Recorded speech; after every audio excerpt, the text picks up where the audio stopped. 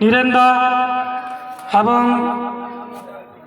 আয়োজককারী committee অনেক কাকু দাদুদের আমি তো নাম হয়তো জানি না, তাদেরকে আমি অসংখ্য ধন্যবাদ জানাচ্ছি। এবং বিভিন্ন জায়গা থেকে যে দাদা ভাইয়েরা দিদিরা এখানে এসেছেন তাদেরকে আমি কোটি কোটি প্রণাম জানাই। নির্ভয়চণ্ডী যে গ্রামটা রয়েছে, এই গ্রাম একটা ছোট্টখাটো গ্রাম। এই গ্রামটার কিন্তু অনেক ইতিহাস রয়েছে। চোপড়া ব্লকে এক সময় বড় বড় গ্রাম, তারপর গ্রাম, যারা নাকি এই টিএমসির গুন্ডাতে ভয়ে থরথর করে কাঁপতেছিল, তখনকার টাইমে এই ছোট্ট গ্রাম লড়াই দিয়ে এসেছে। তার জন্য তাদেরকে আমি ধন্যবাদ জানাই। আমি যখন প্রার্থী ছিলাম না তখনও আমি এই গ্রামে এসেছিলাম। এই গ্রামে অনেক সমস্যার কথা আমি শুনছি। আমি এই গ্রামের অলিগলিতে আমি ঘুরেছি, যতটুকু পারছি আমি চেষ্টা করেছি যে তোমাদেরকে এইভাবে এক কোণ ঠাসা করে আমি রাখতে দিব না। আমি ভারতীয় জনতা পার্টি করছি অল্প বয়সে। আমি যখন প্রথম ভারতীয় জনতা পার্টি করি, অনেক নেতারা আমাকে মিটিংয়ে নিয়ে যায়। আমার তখন না ছিল পদ, না ছিল কোনো দায়িত্ব, কিছুই ছিল না। এইভাবে আমি ঘুরতে ঘুরতে যখন একটা দায়িত্ব পেলাম বুথ সভাপতির, তখন পার্টিটাকে কেবল বুঝতে চেষ্টা করছি। ওই সময়কার বাজারে 2017-তে যখন আমার 18 বছরের মতন বয়স হবে সবে, ওই বাজারে একটা মাঠ মাঝিলি অঞ্চলে মিটিং হচ্ছিল। ওই মাঠে টিএমসি দুষ্কৃতী আশ্রিত সন্ত্রাসবাদী তারা একটা টিম করে বসেছিল। মিটিংয়ে যাওয়ার পরে শুরু হয়ে গেল গোলাগুলি। তারা প্ল্যানিং করে আমাদের ওরেন্দাকে 2017 সালে প্রথম খুন করে। তারপরে আমি তার লাশটা দেখে আমার মনে পার্টি করার জন্য ইচ্ছা জাগলো। যখন তার লাশটা নিয়ে আমি আন্দোলন করছিলাম, আমরা সবাই কাঁচাখালী মার্কেটে 3 দিন বন্ধ ছিল, তখন আমি বেদনাটা বুঝছিলাম। ওনার মেয়ে রয়েছে 3টা, তারা আজকে অনাথ হয়ে গেল, তার বউ বিধবা হয়ে গেল, শুধু খালি পার্টি করার জন্য। তারপরে পূর্বের ইতিহাসগুলো শুনলাম।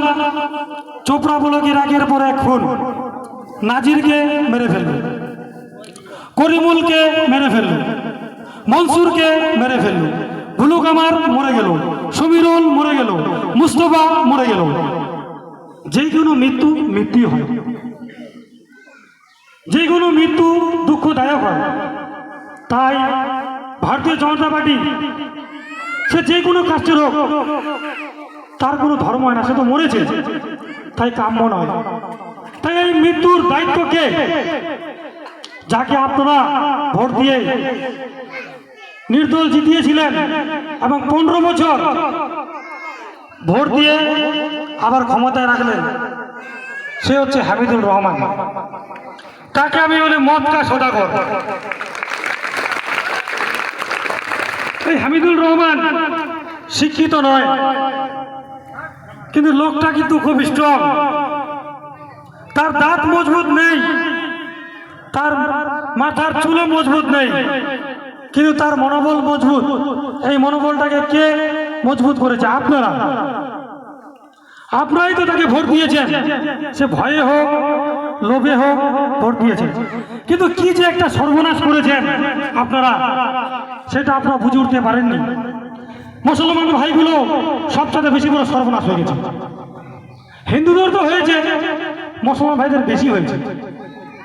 তাই তো আমি দেখছি জিসিবির মতন গুন্ডা মুসলমান বোনদের লাস্টে বাঁধে পিটায়। কার সাহসে হয়ে যায়? একটা মহিলাকে চোপড়া ব্লকে একটা রেকর্ড হয়ে গেল যে একটা মহিলাকে নাকি দড়ি দিয়ে বেঁধে পিটানো হয়। কোন একটা মানুষের কোন একটা ছোট ইস্যুকে কেন্দ্র করে তাকে বাড়ি যায়, তাকে ধরে তাকে বেঁধে পিটানো হয়। এরকম ভিডিওগুলো দেখানো হয়েছে।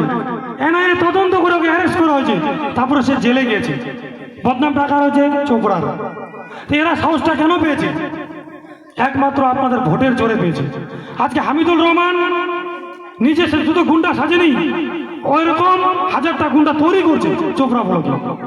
একের পর এক গুন্ডা, যেখানে যাই বলে দারাজুল, কোথায় যাই বলে মনসুর, কোথায় যাই বলে অমুক, একের পর এক গুন্ডা।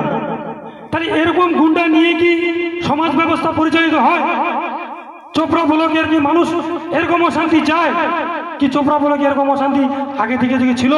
40 বছর 50 বছর আগে ছিল না। তখন আমার বাবা গল্প করেছে, এই জায়গায় তো বাঘ ছিল, জঙ্গল ছিল, মানুষের বসবাস করার জায়গা ছিল না। তখন মানুষ গরিব ছিল, তার সুখ শান্তি ছিল। এখন রাজনীতিটা বেশি হয়ে গেছে, বেশি করে বামফ্রন্টের আমলে যা ছিল, তারপরে টিএমসির আমলে তার থেকে বেশি সন্ত্রাস তৈরি হয়ে গেছে। এখানে টাকা, কাটমানি, অর্থ ছাড়া কিছুই বুঝে নাই হামিদুল রহমান আর তার গুন্ডারা। তাদেরকে বাজিয়ে রাখছে কে? আমরাই রেখেছি, আমাদের মতন মানুষরাই ভোট দিয়েছে। আজকে যা হইল এটা আগে হওয়ার ছিল। কমসে কম আজ থেকে 15-20 বছর আগে তার যে ধ্বংসযাত্রা